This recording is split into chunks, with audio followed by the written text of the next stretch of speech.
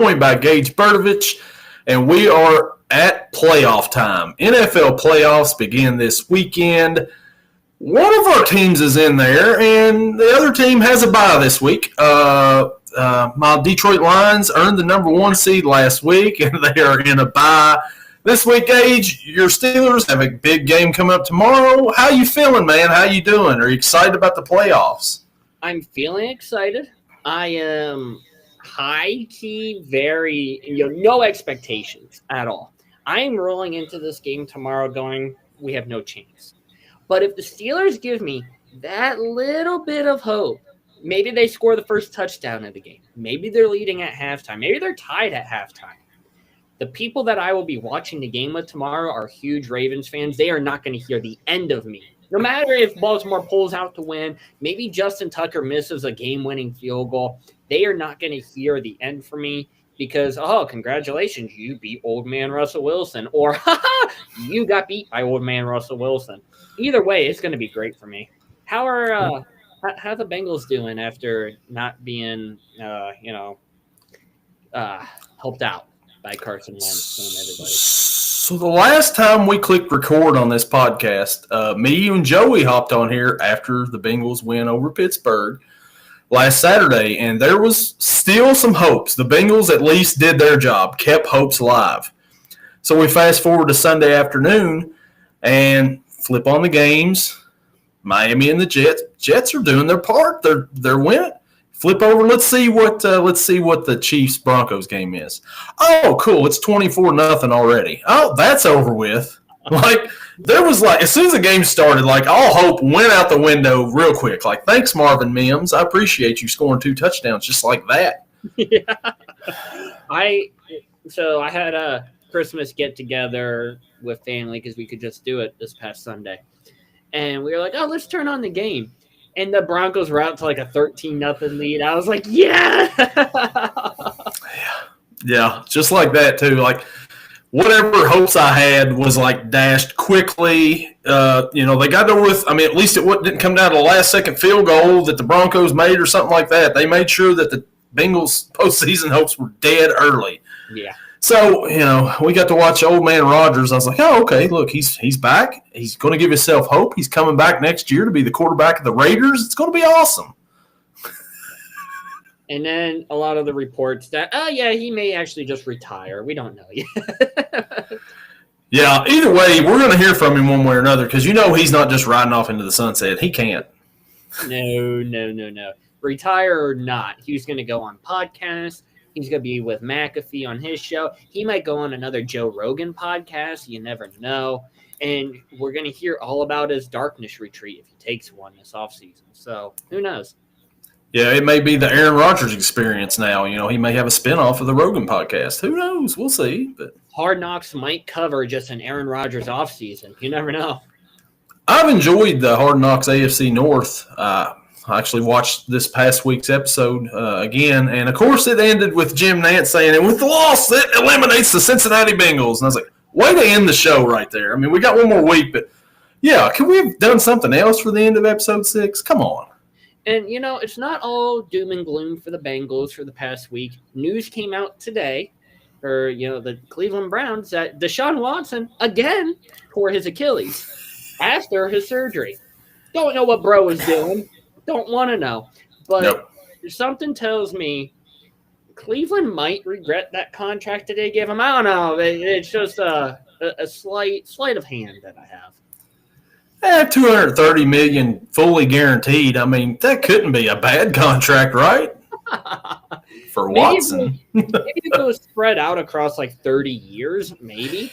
Bobby Bonilla. Yeah.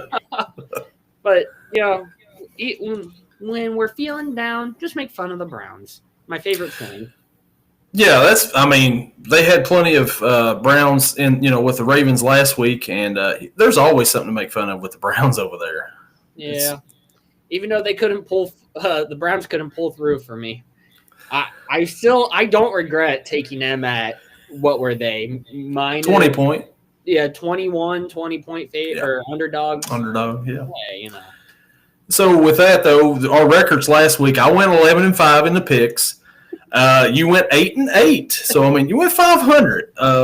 Bringing our season-ending totals, I'm 153-92, and you're 157-88. So, I almost scratched and clawed my way back there at the end last week, with the Browns pick, the Steelers pick.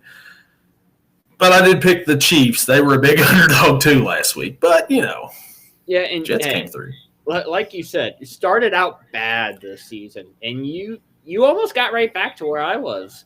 Now, and then last week's picks, maybe they were a little who I want to win. Maybe they were a little biased, just a little bit.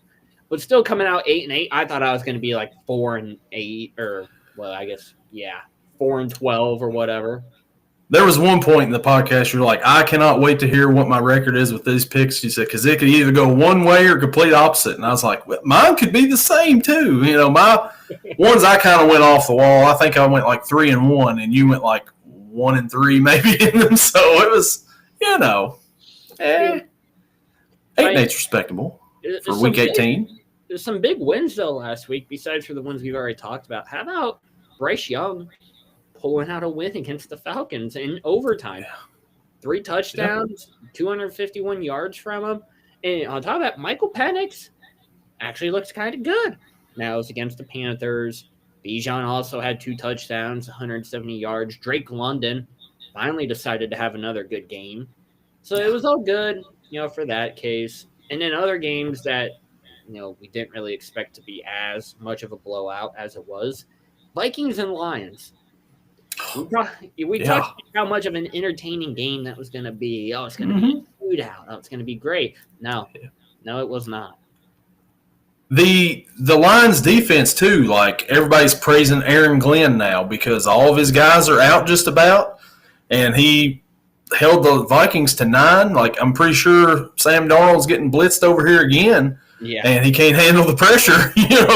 That's the weakness there for the Vikings right there. But, man, that was a very impressive performance for the Lions defense. They held up their end offensively, but the Vikings just couldn't do anything against the Lions.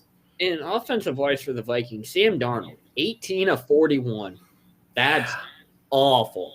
For the guy that, maybe he could be MVP. Maybe he could be Offensive Player of the Year. He's likely going to be Comeback Player of the Year. You go 18 of 41, and then your top wide receiver has 54 yards on 3 catches. Meanwhile, the Lions, another offensive blow-up, Jahmyr Gibbs scoring all 4 of the touchdowns for them, which, of course, it's the week that my fantasy league is done that I have Jahmyr Gibbs in, where he goes out, it's like 72 points or whatever it is, some ridiculous scoring going on. Like, of course it's that way. And I'm not sure, but Jordan Addison, did he even have a catch that day? Or he might have had a catch for no yard, something. I mean, it wasn't much for the number 2 receiver on the team. He had 1 catch for no yards. He had stat line. Yeah, that's right. Yeah. So, I mean, your number 2 guy out there, and you're not even, trying to give him the ball a whole lot. Yeah. And then there's one play, I believe it was a screen pass for the Lions. Andrew Van Ginkel had the ball in his hand that he jumped it and then just dropped it. I was like, you have to catch that. Because you catch that could be a giant momentum swing. And then it ends up on the ground, and then the Lions probably went and scored that drive. Yeah, and Van Ginkel, I think it was Van Ginkel, had the big hit on Jahmyr Gibbs on the screenplay, and I thought Gibbs was done for after that. I did. He went over to the sideline. I was like, oh, no. Yeah, he kind of just laid there and then got up and jogged off. I was like, oh, no, not my guy, Gibbs. Yeah. Then he came back and scored 3 more touchdowns after that, so it all worked out for him. Yeah, I think he ended up being just fine. Oh, man. So, was there any other games last week that was interesting? Because I don't know. Those were the ones that stood out to me. The Cardinals dropping 47 points on the Niners. Yeah. I called it last week, by the way, that Trey McBride would score another touchdown, and he did. Of course, after the fantasy season is done.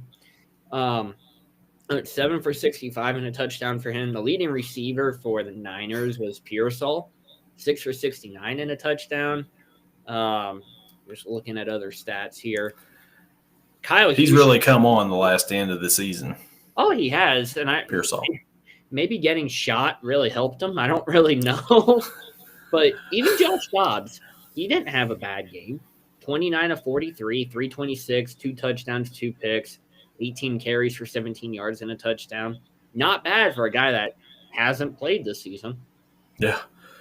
And Pearsall, like, there's a graphic up there I've seen that he got shot in August, and he's played in 9 games since then. And, like, Joel Embiid has played in 6 games all year for the NBA since October.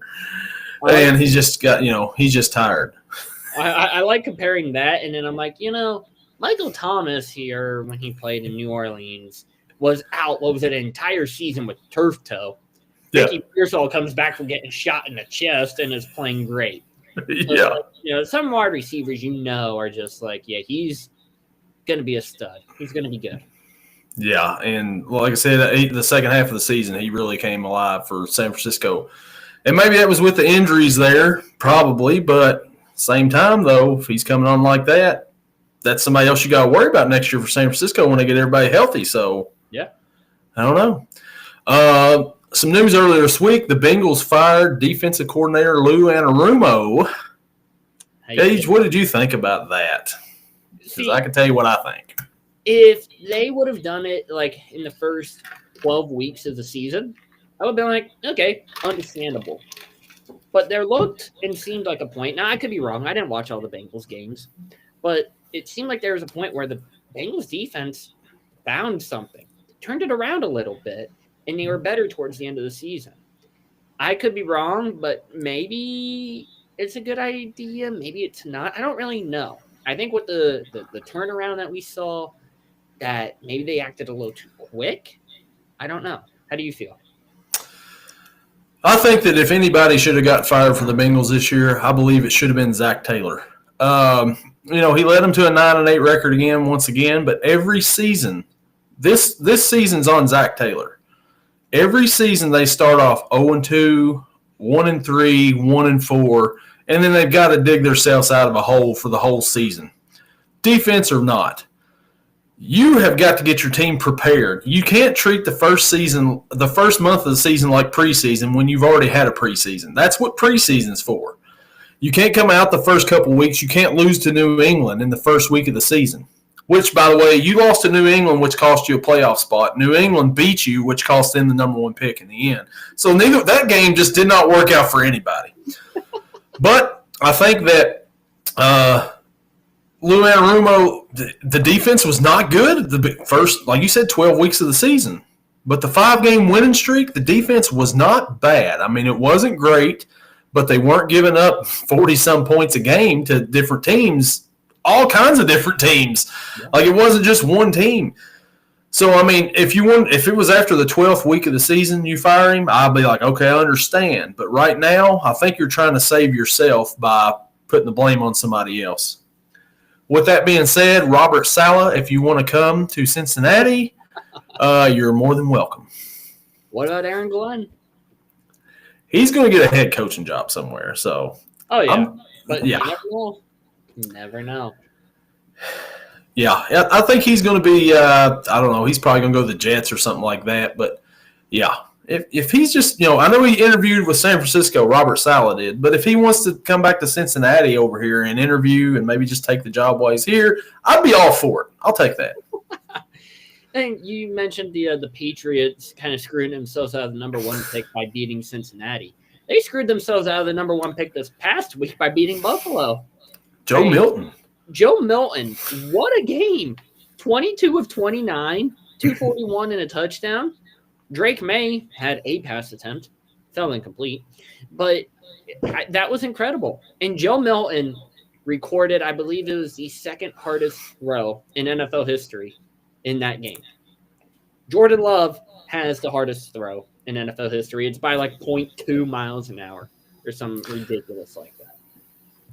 I know Joe Milton, when he was at Tennessee last year, everybody was excited about Joe Milton being the quarterback because he had a big arm. Now, it didn't translate a whole lot in Tennessee, and that's why he wasn't, a highly regarded pick, but he's got talent, and he showed it there Sunday when he got a little run. And they said, do you feel bad about going out and winning the game or something like that because, you cost your team the number one pick? And he said, man, I ain't worried about winning no number one pick. You can't expect me not to go out here and play or something like that. And I was like, there you go. I like that. Well, and there was one throw he had. I believe it was to Keyshawn Boutte. And he running to his right, like back across a little bit on a dime to Boutte, who takes it in for the touchdown. I'm like, that's an incredible throw. You don't see many quarterbacks making that throw. And maybe if New England wanted to have the number one overall pick, Mitch Trubisky should just play better for Buffalo. I don't know. Yeah, well, Josh Allen started. That's about as far as that went, just to get that streak going. And then Trubisky comes in, and he Trubisky'd it pretty much, I mean, completions for attempts, not bad. 15 of 21, but with 15 completions, you only had 101 yards and a touchdown. And then Mike White comes in, 3 for 11, 28 yards. Like, they might want to find themselves a different backup quarterback. Yeah, Mike White has only had one good game his whole time in his NFL career, and that was against – oh, yeah, that's right. Let's forget about that. Back when he was with the Jets. Anyways, that is my dog live on here. Old Tucker just got kicked. He's underneath my feet, and he just yelped. So we're back to it here. But, he beat the Bengals. That was his one and only game there that he had good. But, yeah. Yeah, but, hey, with all these games behind us, we have a good weekend of football coming up. I think there's going to be some good games. I think there's going to be some bad games. My game may or may not be a bad game. I don't really know, and times won't tell until about 9 o'clock tomorrow night. Well, with the draft, though, the Tennessee Titans did earn the number one draft pick in the draft. Congratulations to Tennessee. Who do they take? Oh, man, Travis Hunter. I don't know. They need a lot of help. They need a lot of help, and I don't know if they'll go quarterback. I don't know if they'll go Travis Hunter. Maybe they just surprise everybody and just take Ashton Genty, number one overall. Maybe. Well, I think they're going to sign Aaron Rodgers. I said Vegas a while ago, but I think he might like Nashville better. They're going to sign Aaron Rodgers. Then they're going to draft Travis Hunter, and yeah, that's what they're going to end up doing. Then they're going to have Tony Pollard. They're going to sign Devontae Adams. They're going to sign Alan Lazard. Randall Cobb's going to join the practice squad. Yep. And Mike McCarthy is going to be the new head coach. So, there we go. Boy. Oh, man. Green Bay Titans. Yeah, they're going to change completely. It's going to be the Nashville Packers out here. Nashville Packers. There we go. Oh, well, so it'll be interesting to see in the offseason, but we're not at the offseason yet. Well, some of us are, but some of us aren't. And right here, we're at the NFL playoffs wild card weekend, and we get started with our first game. Gage, it is tomorrow at 4:30 on CBS. The LA Chargers travel to Houston to face the Houston Texans. The Chargers are a 3-point favorite. Every time the Texans are in the playoffs, this is their spot right here, 4:30 on Saturday. They kick the playoffs off every year they're in it. Gage, who you got in this? When you look at the Texans and how they've done this year, yeah, they went 10-7. Not a bad season. C.J. Stroud, however, didn't have the freshman year that he had.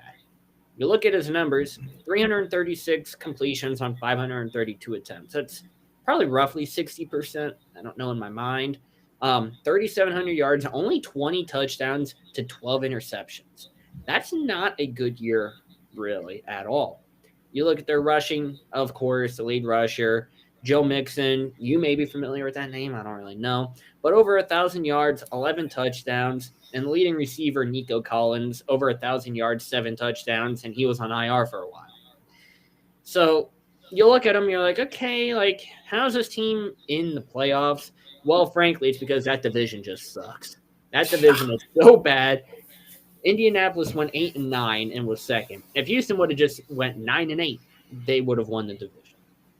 The Chargers finished second behind Kansas City in the AFC West. Justin Herbert, pretty good season.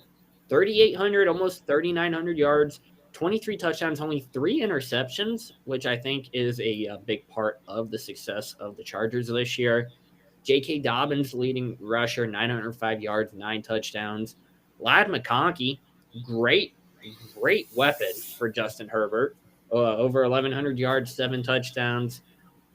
And I think I said this last week, that reason I pulled for the Browns to win, reason I pulled for Pittsburgh to win was because I wanted to travel to Houston, because Houston is just not that good right now, in my opinion, and I don't know why.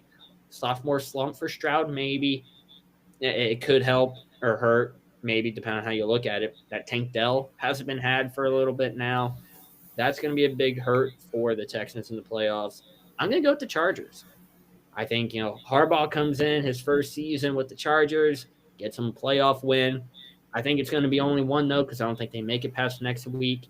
But I think the Chargers win. I think they cover that 3-point spread. So give me the Chargers. Give me the points in this one. Justin Herbert, I think, has a pretty big game. Yeah, the Texans, they earned a first-round home playoff game because they're in a horrible division. Even if they wasn't, I think that, I don't know,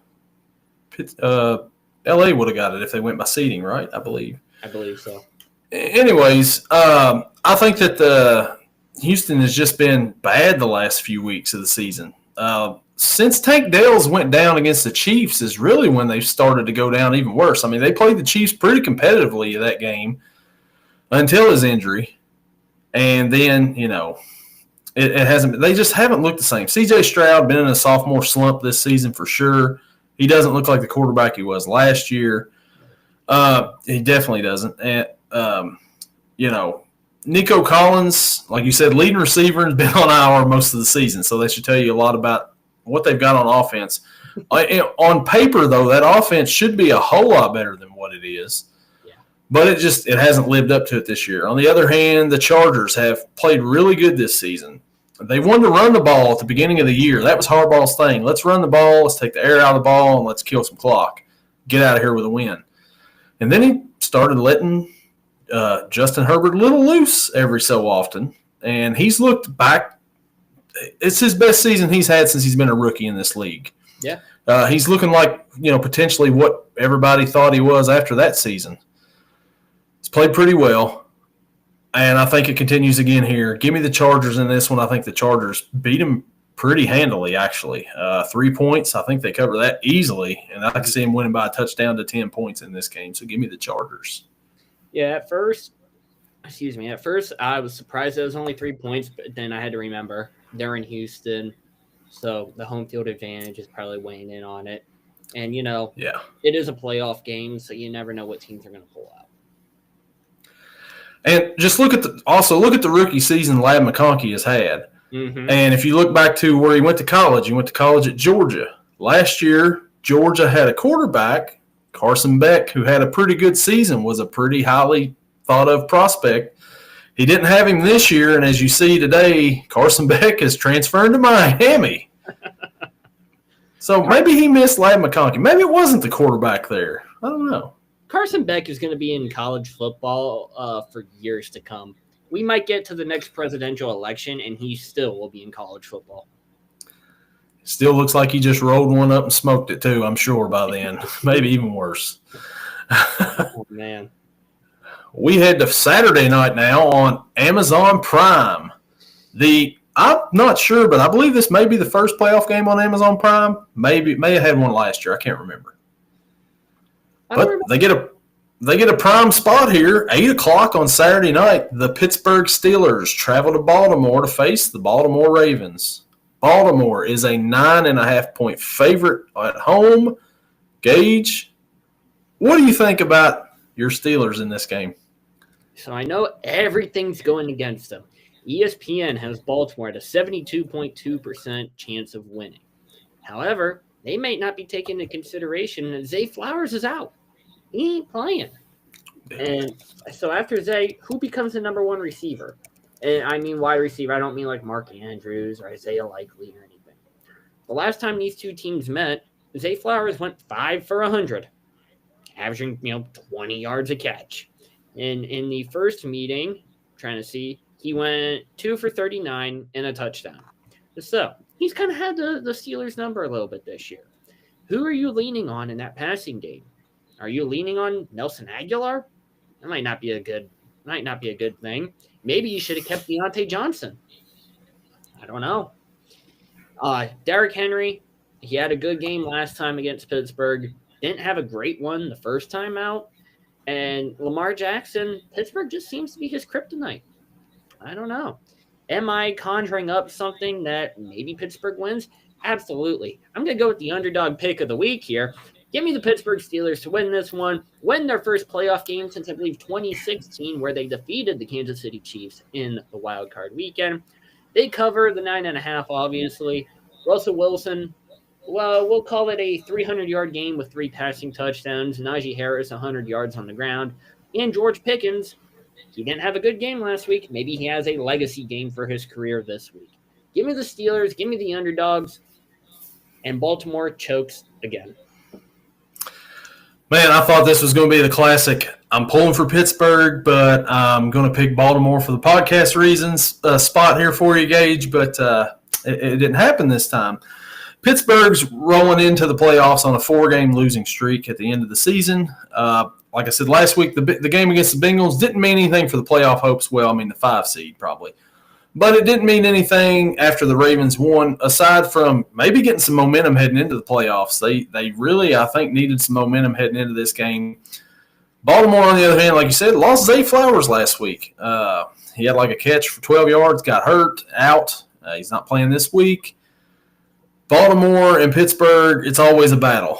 Last time Baltimore beat them, time before that, Pittsburgh beat them. It's going to be another battle here, I think.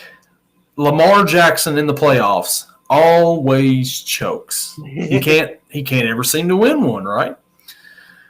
But Derrick Henry's on the team this year.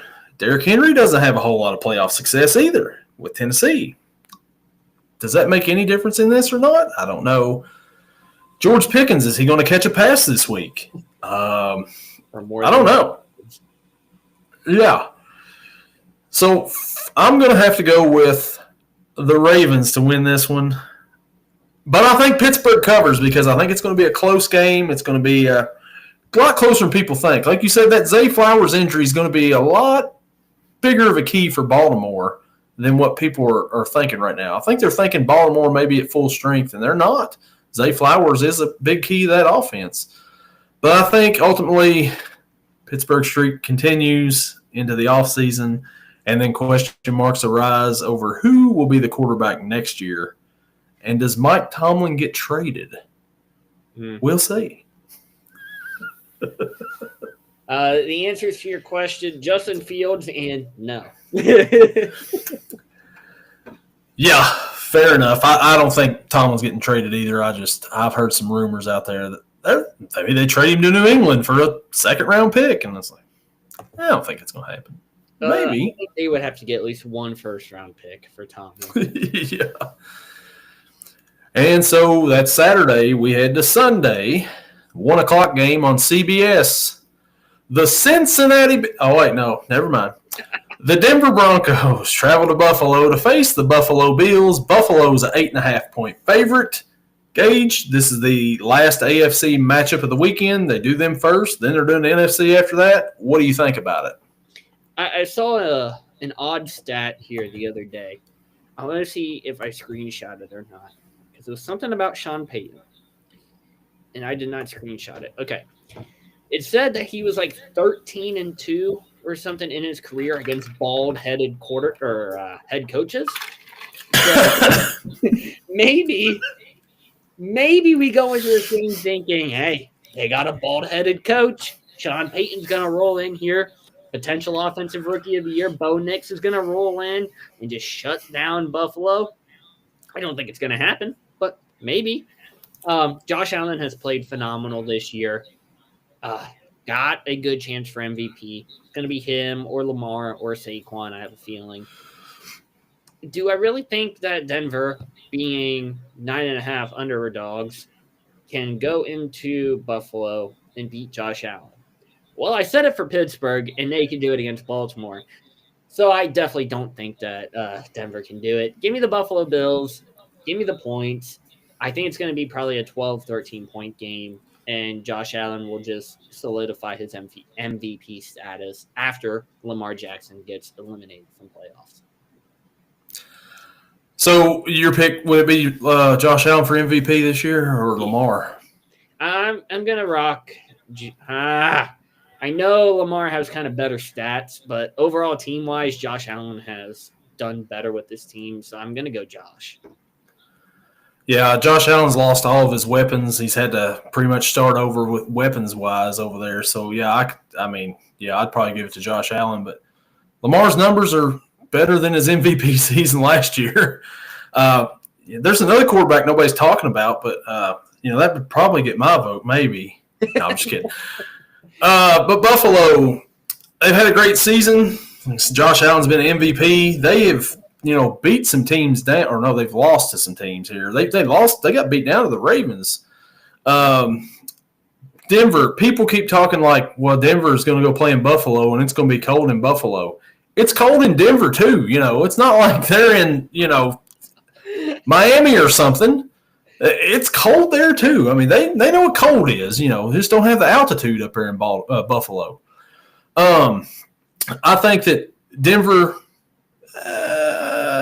they kind of got lucky getting in last week. I know, but they were on a skid before they played the backups of the Chiefs last week. They really not coming in with a whole lot of momentum up until last week. They looked really good last week. Really good, 38-0. Yeah. Patrick Surtain may be Defensive Player of the Year for Denver. But I don't think that they're going to be able to stop Buffalo and Josh Allen. Give me the Bills in this one. I think Buffalo wins it. But I think that Denver will keep it close, and they'll cover, but it's still going to be about a touchdown game is what I think in this one. So give me the Bills. The next matchup, we head to the NFC, and we start 4:30 on Fox. The Green Bay Packers travel to Philly to face the Philadelphia Eagles. Philly is a 5.5-point favorite. Gage, what do you think about this? So I just had to look it up. Looks like both quarterbacks are playing. It's going to be Jalen Hurts versus Jordan Love, not Malik Willis versus Kenny Pickett or Tanner McKee. Which good for everybody. Yeah, well, I kind of had the thought that it would be Malik Willis versus the Pickett-McKee carousel. I wasn't really too sure until just looking it up, which is good. That's great. I hate Philly. We already know this. I'm an anti-Philly guy.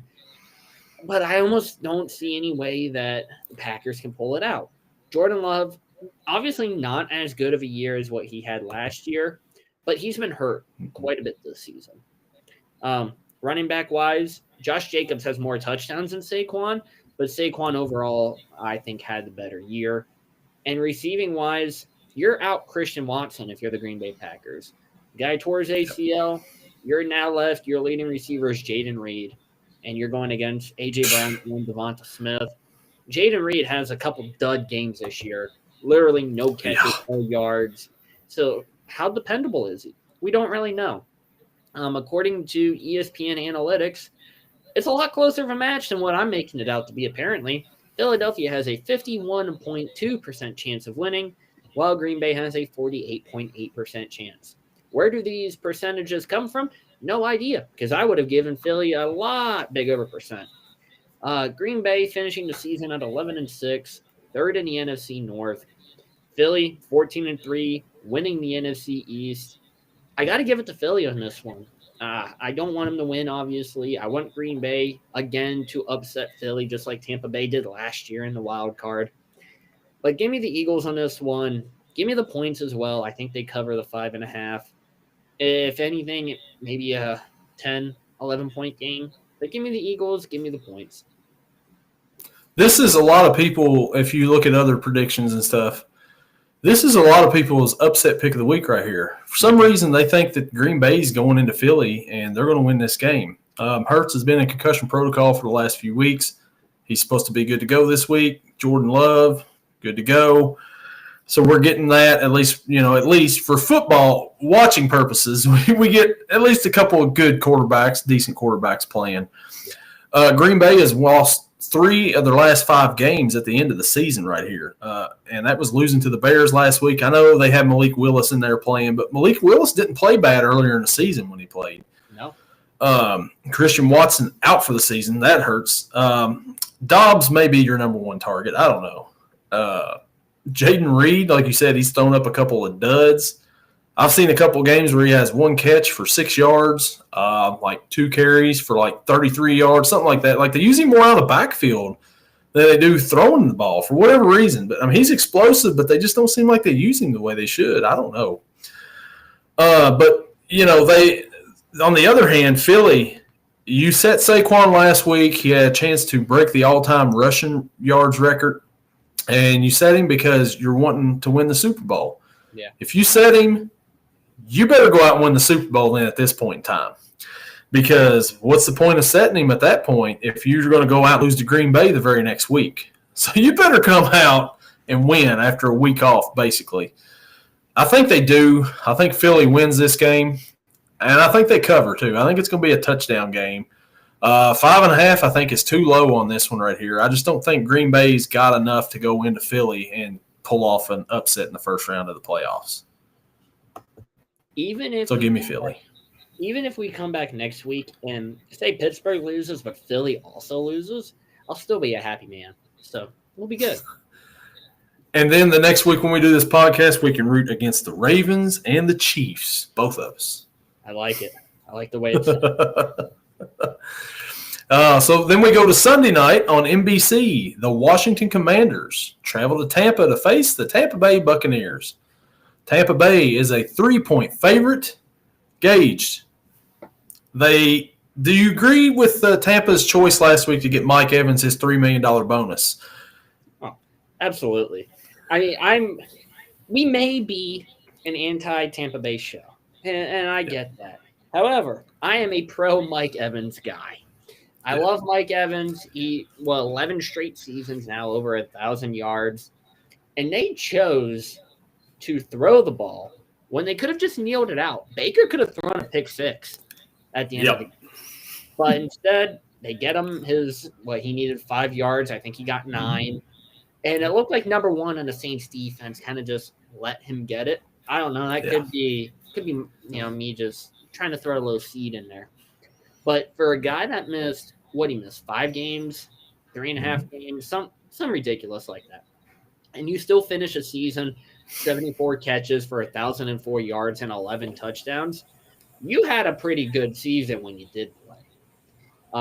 And that has a lot to do with Baker Mayfield. Very efficient. 407 completions on 570 attempts, exactly 4,500 yards, 41 touchdowns to 16 interceptions. Might be the best numbers of his career in a season. Maybe he's found his home here in Tampa Bay. Do I think Washington has enough to take down the Bucs? I don't. You look at the Commanders. Their leader is Terry McLaurin. Jaden Daniels is still a rookie. Olamide Zaccheaus can't catch a pass from a left-handed thrower, but he proved that last week. Who else you got on there? Olamide Zaccheaus, and there was another guy. He used to be a former Falcon. I can't think of his name right now, though. But you don't have many pass catchers. You got Zach Ertz. Zach Ertz. Yeah, he had a good game last week. He had a good game the week before. But overall, season-wise, it was like a season. It was like that average tight end season that you expect from a lot of people. Unfortunately, I am going to go with Tampa Bay in this. I know they're the favorites. I know we also hate, seeing Tampa Bay win.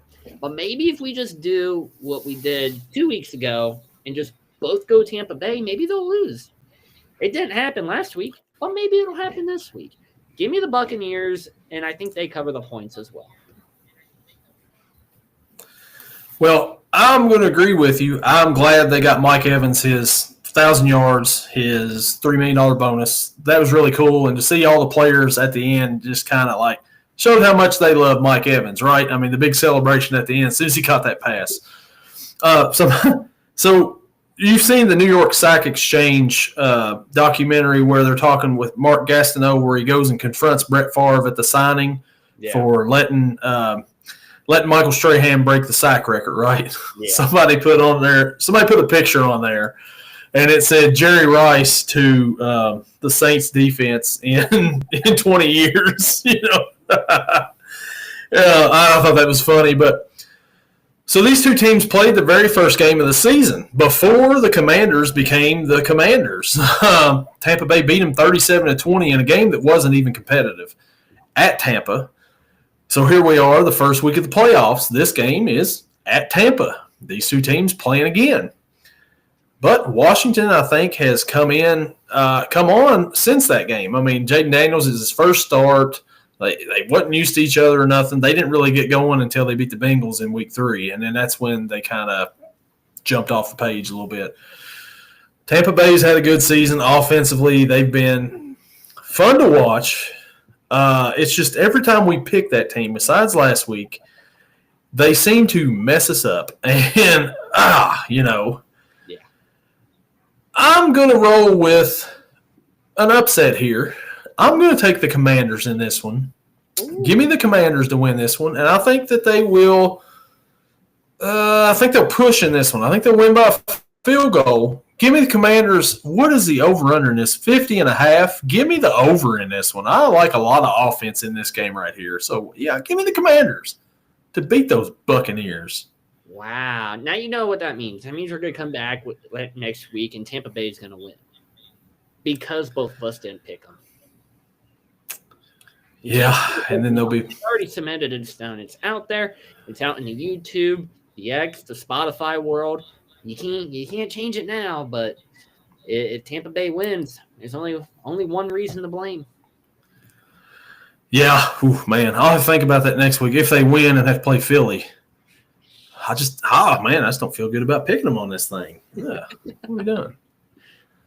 And then we leave one last game on Monday night at 8 o'clock on ESPN. The Minnesota Vikings will face the LA Rams. This game was originally supposed to be in LA, but due to the wildfires and everything going on there, they've moved this game to Glendale, Arizona. They're playing in the Arizona Cardinals home stadium. Minnesota is a 3-point favorite here. Gage, what do we think about this one? And you think that the moving of locations will change the outcome of this game, or what? It's hard to determine if it'll change the outcome of this game. I think it's very funny that it gets moved because of the wildfires to State Farm Stadium. Take that as you will. But here we go, Vikings and Rams. Vikings coming off, we talked about earlier, a disappointing loss last week where we expected the game to be a lot closer against the Lions than what it was. It just wasn't. The Rams, they finished 10-7 in the NFC West. They won the NFC West. They tied with Seattle with 10-7. Minnesota finishing second in the NFC North at 14-3. A good season overall from the Vikings. Sam Darnold, comeback player of the year, over 4,300 yards, 35 touchdowns, 12 picks. Matt Stafford, 3,700 yards, 20 touchdowns, 8 picks. Aaron Jones, both of these rushing attacks for each team, very good this year. Aaron Jones over 1,100 yards, 5 touchdowns. Questionable this week, though. Don't know for sure. Is he going to play? Kyren Williams, 1,299 yards. 1 yard away from 1,300 yards. 14 touchdowns. However, his backup, Blake Corum, placed an IR. So maybe that'll have a little effect to it. Don't really know. Justin Jefferson, if they get him going this week, they are going to win.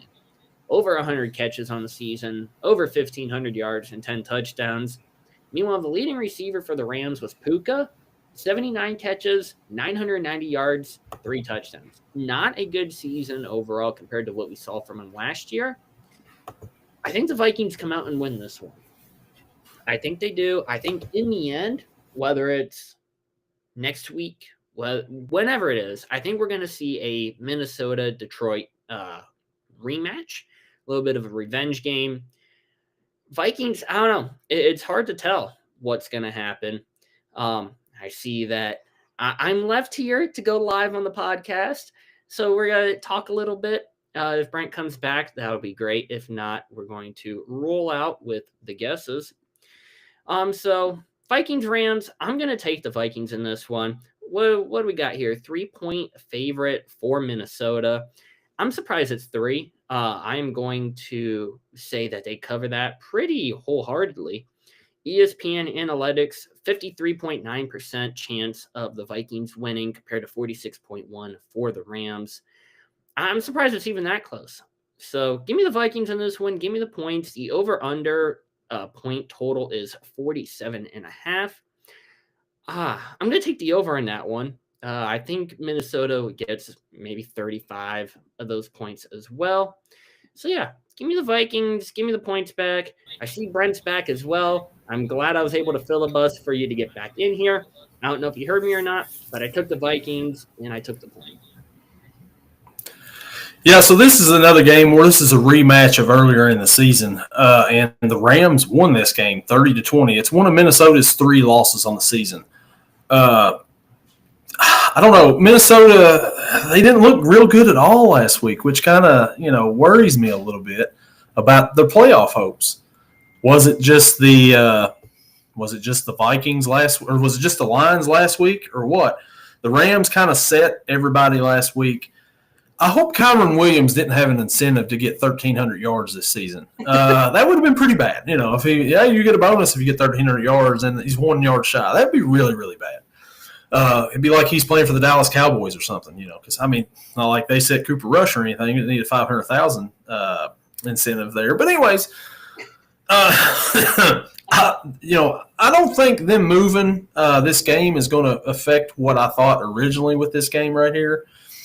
But I think that the Rams, they look really good on offense, but how many guys does he really have? He's got Puka Nacua, and that's really it. Cooper Kupp's there, but he doesn't really target Cooper Kupp enough like he used to. Puka Nacua is taking over the number 1 spot over there in LA for sure. The Vikings, like I said, they kind of worry me. I think they win this game here, and they play Detroit again next week. No, they won't play Detroit. Commanders play Detroit next week, according to this. But I don't think Minnesota gets too far after this game right here. But give me the Vikings in this one as well. I think that they win, and, of course, I think they cover. So, yeah, give me the Vikings. First team ever to win 14 games and go on the road in the playoffs. Crazy. It's crazy how that works out. Yeah. But, yeah, that is the picks for the wild card week. 6 games, 2 tomorrow, 3 Sunday, 1 Monday. And then we'll see next week if Gage is a happy camper or if he's rooting against teams like I am this week. I'll still be rooting against teams next week, even if we do win. I don't know what you're talking about. Yeah, I'll be doing the same. Let's just hope that, all the teams I'm against are, they'll still be in next week. Some of them will. Like, I don't know. There's a team that's off this week that I really don't want to see win again this year. Yeah, Detroit, right? No. That is my team. Go Lions. I was trying to think about it. Even say Pittsburgh does win, what are the chances that we make it past the next game?